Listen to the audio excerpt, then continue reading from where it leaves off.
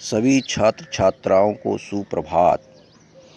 मैं गंगाराम पीजीटी हिंदी, ब्रह्मदत्त सरस्वती विद्या मंदिर बिलासपुर। आज हम कक्षा द्वादश का पाठ 1 हरिवंश राय बच्चन द्वारा लिखित आत्मपरिचय का अध्ययन करते हैं। आत्मपरिचय जो पाठ है, कविता है। कवि ने अपनी आत्मकथा के रूप में काव्य रचना की है। इसका पहला पद सात स्वर वाचन करते हैं। मैं जग जीवन का भार लिए फिरता हूँ, फिर भी जीवन में प्यार लिए फिरता हूँ। कर दिया किसी ने झंकृत जिसको सूकर, मैं सांसों के 2 तार लिए फिरता हूँ। मैं स्नेहसुरा का पान किया करता हूँ, मैं कभी न जग का ध्यान किया करता हूँ। जग पूछ रहा उनको जो जग की गाते, मैं अपने मन का गान किया करता हूँ। कवि यहाँ पर स्वयं की और समाज के बीच द्वंद्वात्मक स्थिति का वर्णन करता है। कवि कहता है कि मैं अपने कर्तव्य का पालन करता हूँ अपनी कविता के माध्यम से, क्योंकि मेरा कर्तव्य कवि कर्म है। तो कहता है कवि, मैं जग जीवन का भार लिए फिरता हूँ, संसार के जीवन का भार मेरे कंधों पर है। अर्थात मैं संसार के लोगों के प्रति मेरा एहसान है। फिर भी जीवन में प्यार लिए फिरता हूँ। मैं संसार के क्रियाकलापों से दुखी हूँ और फिर भी इस भाव अभिव्यक्ति में संसार के लोगों के लिए मेरी कविता में प्रेम है, प्यार है। कर दिया किसी ने झंकृत जिनको छूकर, मैं सांसों के 2 तार लिए फिरता हूँ। अर्थात समाज के लोग आलोचना करते हैं, बुराइयां करते हैं, कड़वी खट्टी बातें कहती हैं। इसके बाद भी किसी की कड़वी बातों से मेरा हृदय चोटिल हो गया है, झंकृत हो गया है, लेकिन मैं फिर भी समाज के लिए, यहाँ के लोगों के लिए मैं जो हूँ अपनी कविता में प्रेम रूपी संगीत के तार लिए हुए हूँ।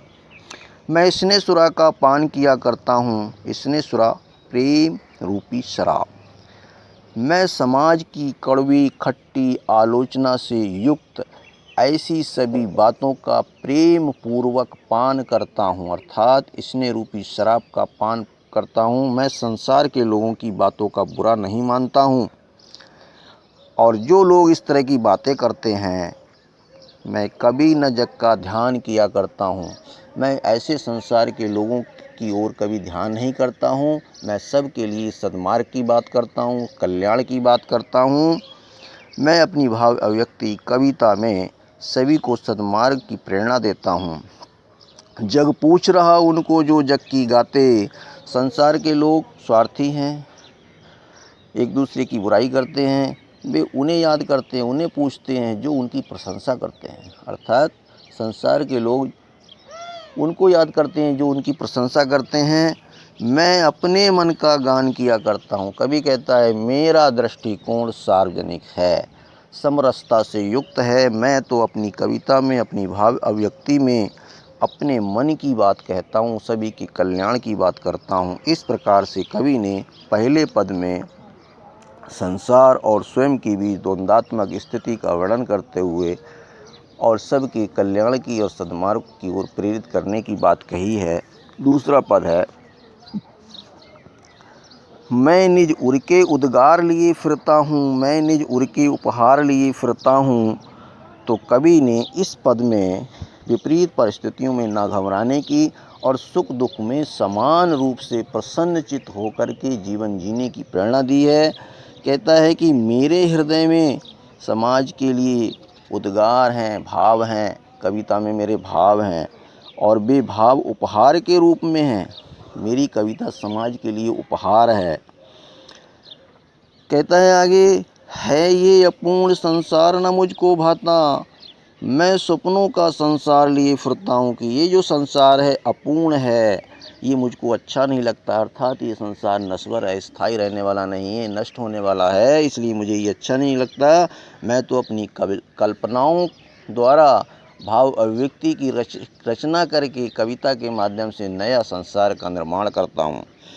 मैं जला हृदय में अग्नि दहा करता हूँ, सुख दुख दोनों में मग्न रहा करता हूँ। कहता है कि मेरा हृदय चोटिल हो गया, घायल हो गया, जल गया है, क्योंकि संसार की समाज के लोग सभी प्रकार के हैं, सुख दुख जीवन में हमेशा आते रहते हैं, तो दुखों के कारण हृदय जो है जल जाता है, घायल हो जाता है। ऐसी स्थिति मेरी भी है और संसार के लोगों की भी है। तो कवि कहना चाहता है कि दोनों स्थितियों में, सुख और दुख दोनों ही स्थितियों में आनंद पूर्वक जीवन व्यतीत करना चाहिए। संसार के लोग यत्न करते हैं जग भव सागर तरने को नाव बनाए, मैं भव मौजों पर मस्त बहा करता हूँ। कहता है कवि कि संसार के लोग इस संसार रूपी सागर को पार करने के लिए योजनाएं बनाते हैं, इस सांसारिक जीवन में लिप्त रहते हैं, नाव बनाते हैं, अर्थात अपने कार्य में सफल होने के प्रयास करते हैं। लेकिन मैं अपनी कविताओं के माध्यम से, अपनी भाव अभिव्यक्ति के माध्यम से मस्ती से जीवन व्यतीत करता हूँ, इस संसार रूपी सागर को मस्ती से पार कर रहा हूँ। इस प्रकार का भाव कवि ने इस दूसरे पद में दिया है कि हमें सुख दुख में अपना आनंद पूर्वक जीवन व्यतीत करना चाहिए। तीसरा पद देखते हैं, मैं यौवन का उन्माद लिए फिरता हूँ, उन्मादों में अवसाद लिए फिरता हूँ। तो कवि कहना चाहता है कि इस संसार में जो द्वंद्वात्मक स्थिति है उसका वर्णन किया है। कहता है कि समाज और मैं स्वयं, अर्थात जो इस संसार में जी रहा है वह द्वंद्व की स्थिति में है।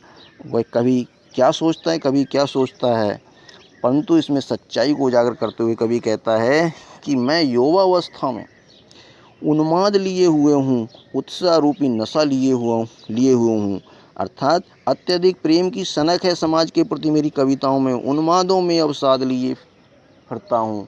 कहता है जो प्रेम की सनक है, अत्यधिक जो में अंदर उत्साह का नशा है, उसके बावजूद भी मैं उदास हूँ, दुखी हूँ। और यही स्थिति आज जो है संसार के लोगों की है। जो मुझको बाहर हंसा रुलाती भीतर, मुझे लोग जो हैं बाहर हंसते देखते हैं, लेकिन अंदर से मैं पीड़ित हूँ, दुखी हूँ, रो रहा हूँ। यही भाव मेरी कविताओं के अंदर झलकता है। मैं हाय किसी की याद लिए फिरता हूँ, कभी दुखी है किसी अपने प्रियजन के बिछुड़ने के कारण, इसलिए कहता है हाय मैं किसी की याद लिए हुए अपनी कविताओं में लिए हुए हूँ। अर्थात अपनी मेरी भाव अभिव्यक्ति है उसमें मैं अपने किसी प्रिय की याद लिए हूँ। यही हाल संसार के लोगों का, संसार के लोगों के भी कोई प्रिय बिछुड़ जाते हैं तो उनकी भी यही स्थिति रहती है। कर यतन मिटे सब सत्य किसी ने जाना, कि प्रयत्न तो सब लोग करते हैं अपने सुखी जीवन का, लेकिन सच्चाई को कोई नहीं जान सकता, कब कौन बिछुड़ जाए ये किसी को पता नहीं है। नादान वही है जहाँ पर दाना। तो कहता है कि ये विडम्बना है कि समाज में जो नादान लोग हैं, अशिक्षित लोग हैं, अभावग्रस्त लोग हैं, गरीब लोग हैं, वहाँ रहते हैं, और वहीं पर दाना लोग भी रहते हैं। दाना का मतलब योग, शिक्षित, धनवान, धन दौलत से युक्त। लेकिन वो दाना लोग, धनवान लोग जो हैं नादान लोगों का, अभावग्रस्त लोगों का ध्यान नहीं करते हैं। यही दुख की बात है। तो इसलिए कवि कहना चाहता है फिर मूढ़ न क्या जग जो इस पर भी सीखे। तो संसार के लोग मूढ़ हैं, मूर्ख हैं कि इस बात को सीख नहीं पा रहे हैं, इस मानवता को, नैतिकता को सीखते नहीं हैं कि जो योग्य हैं, समृद्धशाली हैं, धनवान लोग हैं, वो अभावग्रस्त लोगों का ध्यान रखें, उनका जो है सहयोग करें, उनकी सहायता करें, ये कर्तव्य उनका है। लेकिन इस बात का ध्यान नहीं रखता। इस बात को मुझे अपनी कविता के माध्यम से उन्हें सिखाना पड़ रहा है, ये कहना चाहता है कवि। हाँ, वही कहता है फिर आगे, मैं सीख रहा हूँ सीखा ज्ञान भुलाना। कहता है कवि मैं भी इस बात को सीख रहा हूँ और मैं समाज के या संसार के लोगों को भी यही बात सिखाना चाहता हूँ कि जो निचले स्तर के लोग हैं, गरीब हैं, अभावग्रस्त हैं, उन सबको जो है कल्याण करना चाहिए, उन सब की सहायता करनी चाहिए। अर्थात हमें जो है अभावग्रस्त लोग, अशिक्षित लोग, गरीब लोगों की सहायता करनी चाहिए। इस भाव में कवि यही नैतिक पक्ष बताता है कि समाज को जो है, जो समर्थवान लोग हैं उन्हें असमर्थ लोगों की सहायता करनी चाहिए, उनकी सेवा करनी चाहिए। अगर वो ऐसा नहीं करते हैं तो वो मूर्ख हैं, वो मानवता से रहित हैं। इस बात को यहाँ कवि ने अंत में समझाया है। तो कवि कहना चाहता है इसके माध्यम से कि अगर पूछा जाए कि मूर्ख कौन लोग हैं, तो मूर्ख वे लोग हैं जो समर्थवान होते हुए भी जो अभावग्रस्त गरीब लोगों, दीन दुखी लोगों की सहायता नहीं करते। दाना कौन है? दाना वे हैं जो समृद्ध हैं, शक्तिशाली हैं, योग्य हैं, शिक्षित हैं, धनवान हैं, वो दाना हैं। नादान कौन है? नादान वो हैं जो अयोग्य हैं, अभावग्रस्त हैं, गरीब हैं। तो ऐसे लोगों का वर्णन जो है यहाँ कवि ने किया है। अभी हम पिछले पद में पढ़ रहे थे, तो पिछले पद में भी कवि ने कहा है कि सुख दुख में समान रहना चाहिए। तो यहाँ पर भी वही बात है कि समाज को शिक्षा देना चाहता है कि वह सुख दुख में समान रहना चाहिए। संसार के लोग किसे याद करते हैं? पहले पद में कहा, पूछा उसने। तो संसार के लोग स्वार्थी हैं। वो जो लोग उसकी प्रशंसा करते हैं वो उन्हीं को याद करना चाहते हैं। तो यहाँ कवि अपनी कविता के माध्यम से, आत्म परिचय के माध्यम से समाज की जो बारीक स्थितियाँ हैं, कटु जो जीवन के सत्य हैं, उनका वर्णन अपनी इस कविता के माध्यम से करता है। तो यहाँ पर इस कविता की खड़ी बोली है और खड़ी बोली के साथ में रूपक अलंकार, अनुप्रास अलंकार, इन सब का वर्णन है। इस प्रकार से एक सहज, सरल, प्रवाहमयी खड़ी बोली है, छंद मुक्त कविता है। इस प्रकार का संकेत कवि ने अपनी इस कविता में दिया है। कवि सहृदय है, सभी के प्रति समान भाव रखने की बात करता है। और कवि जो है अपनी जो है परिस्थितियाँ समाज से जोड़कर बता रहा है यहाँ। तो यहाँ पर सभी छात्र छात्राओं से निवेदन है कि जो हमने अभी 3 पद पढ़े हैं, इन तीनों पदों का वीडियो हम ध्यान से देखेंगे, पढ़ेंगे, अध्ययन करेंगे और इस पर आधारित जो हैं 5 प्रश्न हम अपने आप स्वयं बनाएंगे। जो हमने इसमें अभी भाव बताया है, इसकी व्याख्या की है, इस व्याख्या के आधार पर 5 प्रश्न बनाएंगे कि जैसे कवि को ये संसार अच्छा क्यों नहीं लगता है। जैसे उदाहरण दिया, पहले भी 2 प्रश्न बता चुका हूँ मैं इसमें अभी। तो कवि को ये संसार अपूर्ण क्यों लगता है, अधूरा क्यों लगता है, उसे अच्छा क्यों नहीं लगता है? क्योंकि ये संसार नश्वर है, नष्ट होने वाला, समाप्त होने वाला, अर्थात स्थायी नहीं रहता। संसार में सब चीज़ें बदलती रहती हैं, समाप्त होती रहती हैं। ये बात कवि ने कही है, इसलिए ये संसार उसे अच्छा नहीं लगता है, अपूर्ण लगता है। क्योंकि जैसे आज कोई बिल्डिंग बहुत बड़ी बनी हुई है और कुछ सालों के बाद वो बिल्डिंग समाप्त हो जाती है, तो इस तरह से ये संसार जो है नश्वर है। तो कवि ने यहाँ पर अपने मन के गान की बात कही है। तो अपने मन का गान क्या है? अर्थात वह अपने मन की भाव व्यक्ति कल्पनाएं जो अपनी अभिव्यक्ति उसके अंदर उमड़ रही हैं, वो अपने हृदय के भावों को संसार के लोगों के सामने प्रस्तुत करता है। और वह भाव जो हैं उसके सकारात्मक हैं, सभी को सद्मार्ग और कल्याण की ओर ले जाने वाले हैं। इस तरह का भाव उसके मन का गान है, ये मन की अभिव्यक्ति है, यही उसकी कविता है। तो कवि ने यहाँ पर यह बात अपनी रखी है। आगे इसमें सपनों के संसार की बात कही है। तो सपनों का संसार भी उसकी कविता है, अर्थात जो कल्पनाएं करके वह अपनी कविता रचता है, उसके अंदर जो भाव उत्पन्न हो रहे हैं, वह भाव जो है कविता के रूप में वह रचना कर रहा है। अर्थात वह नश्वर संसार की जगह अपनी स्थायी कविता, कालजयी कविता की रचना करता है। क्योंकि कविता कभी समाप्त नहीं होती है, वह स्थायी रहती है।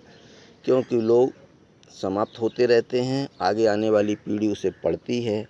तो ये उसके सपनों का संसार है।